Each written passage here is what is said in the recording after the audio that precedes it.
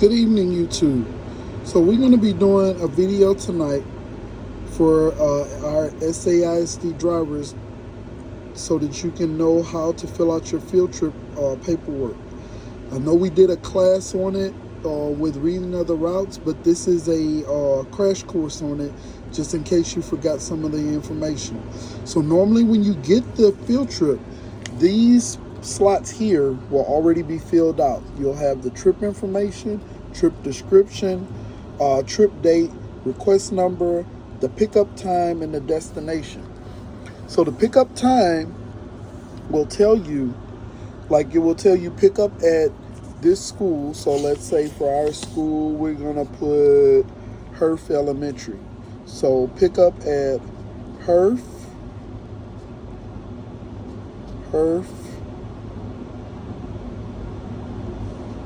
that's misspelled Herf for a second. Y'all,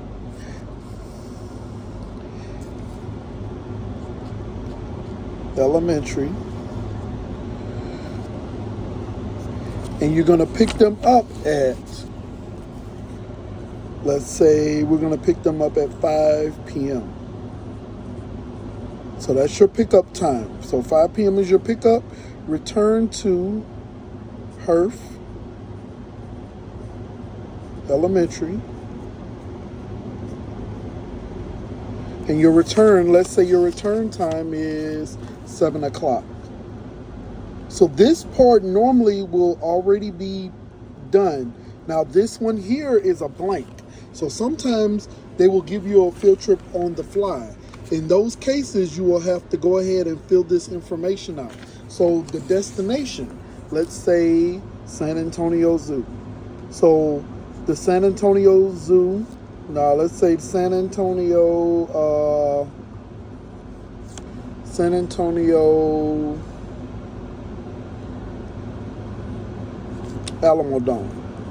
Alamo Dome, because the zoo wouldn't be open late. So let's do the Alamo Dome. Then you're gonna have a suggested amount of students. So we're gonna go here, students. Let's say it would say 26. Number of wheelchairs. It may say, if it's a regular route, it may say, it'll say 0. But let's say it's a special needs route. That one may say 1 student. Number of adults, let's put on there 3. Then you're gonna have your contact at destination. So this may be Amber, let's make up a name, Amber Smith. Let's make up a name for her. And then let's do her number as 832254011. Okay, so that's her number. So then it will have special instructions here, if there are any. Let's not do any special instructions for this trip. So let's go over what you would do in the case of this Herf Elementary trip to the San Antonio Alamo Dome.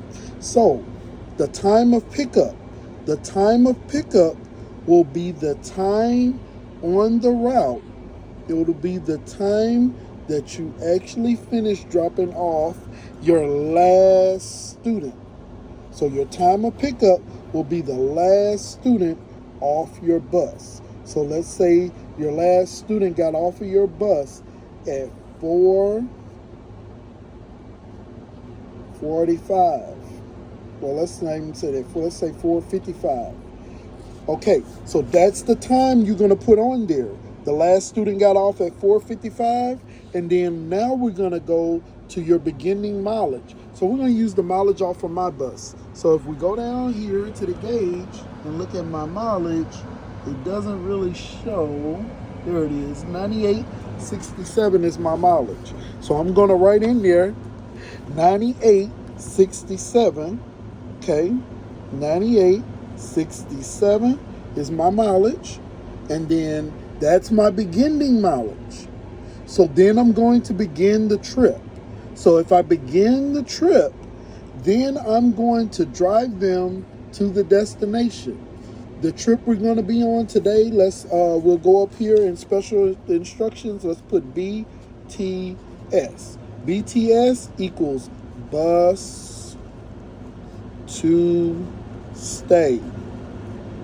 If it does not have bus to stay, then it's just going to be a pickup and a drop off.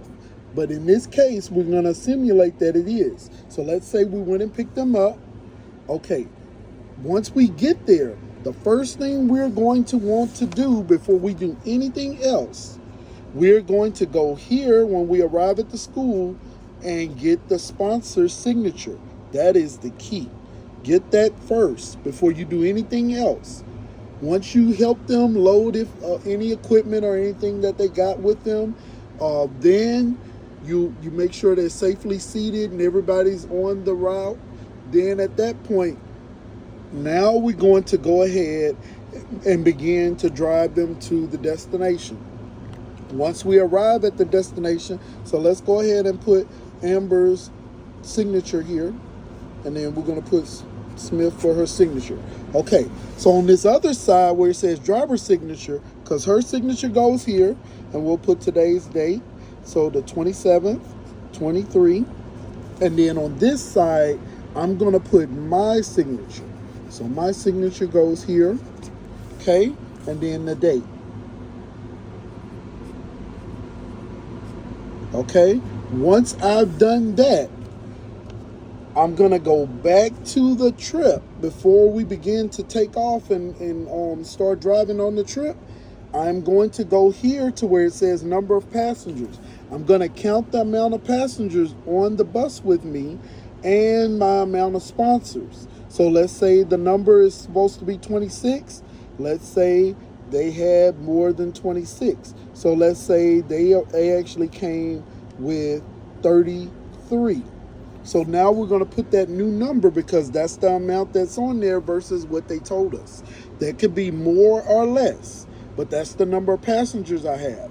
Once I begin on the trip, so let's go back to driving to the destination. So now that we're driving to the destination, now I'm going to look at what my mileage is when you get to the destination. So let's say the destination's not very far. So let's put our ending mileage at 98.77. Let's say it's only 10 miles. Then I'm going to say total miles from the pickup, 10 miles. So my total miles is 10. So my total miles pickup, 10 miles, total miles, I'm going to go over here. So now I'm going to go to my idle time because I'm bus to stay. So as soon as I arrive, I'm going to write down that time. So let's say they were taking a little long. Everybody wasn't ready just yet. So instead of leaving right away, we may have taken a moment. So we finally get going and we get them there. And let's say we get there at 5:45. I'm going to write that in. After I write that number in, that at the time that I arrive at the destination, this is where my idle time begins. So when my idle time begins, it starts 1 minute after I arrive.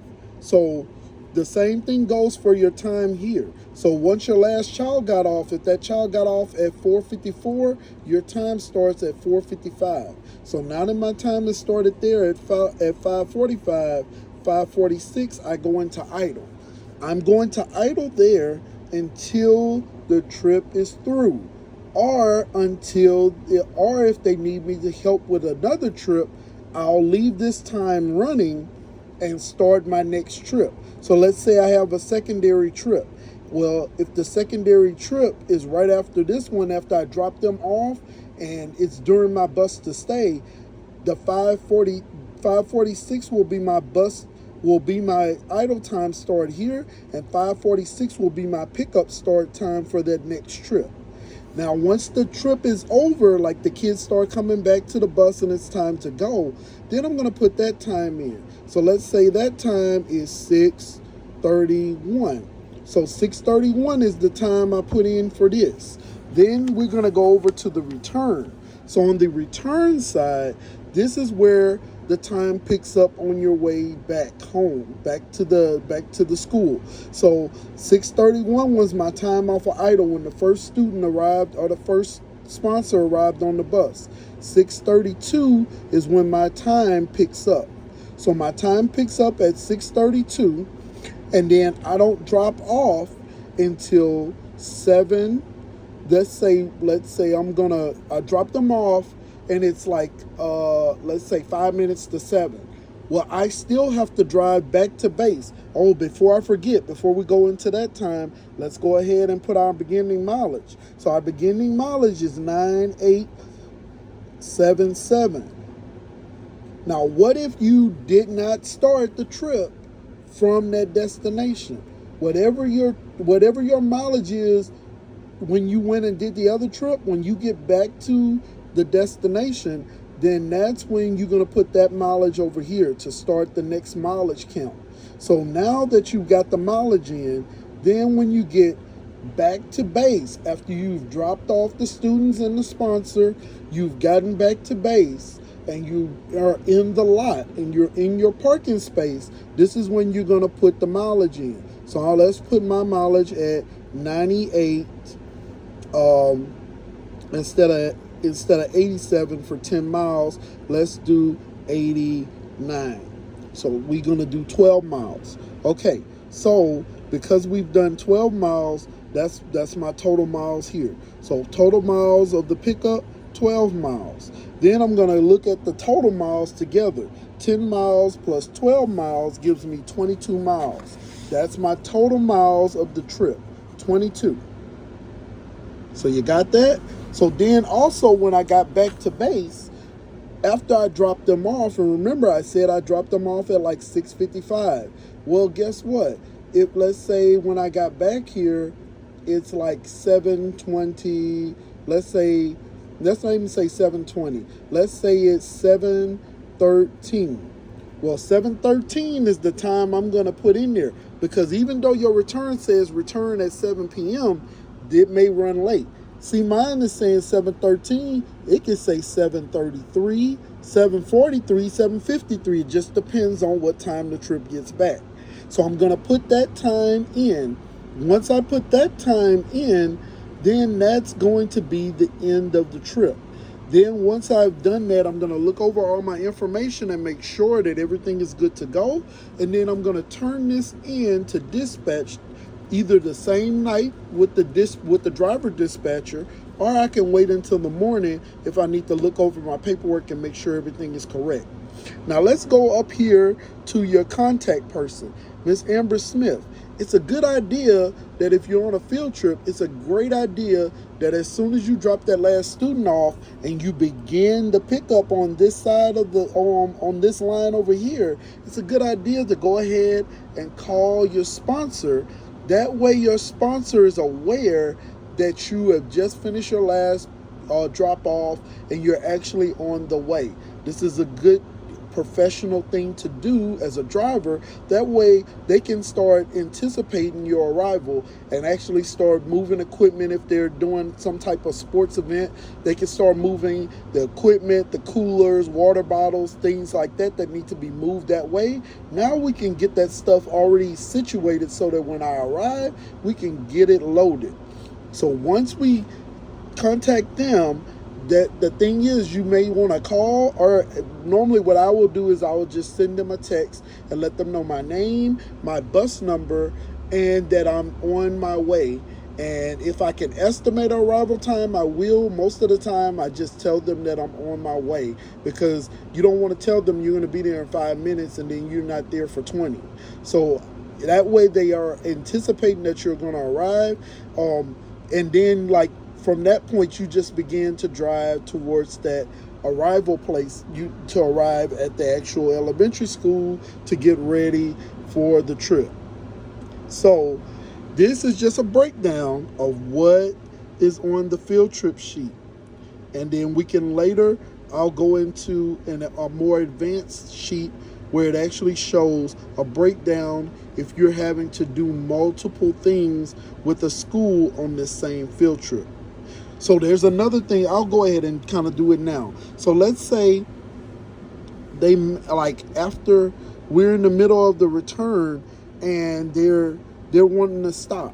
Well, if they want to stop and get a snack or something, the time when we stop, that's going to become idle time again. So I'm going to make a space here and write in another idle time and tell them on the sheet that we went to Whataburger and we were getting burgers there or something like that. So you want to make sure you write that line in so that they can get you paid for not only the idle time here, but the idle time here. And then this time would change, of course, because now you're going to be getting back later.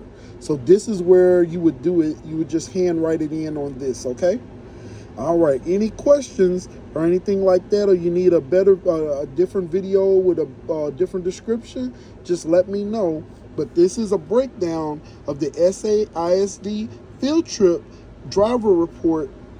This is the field trip paperwork that you're going to get. Now remember, when you get it, it's going to have all your trip information already up here. It's going to have your assigned name. It's going to have your assigned bus number, where you're going to pick up, here and here, the times, and the destination. So these are a breakdown of what you're going to be looking at, okay? All right. Have a good evening.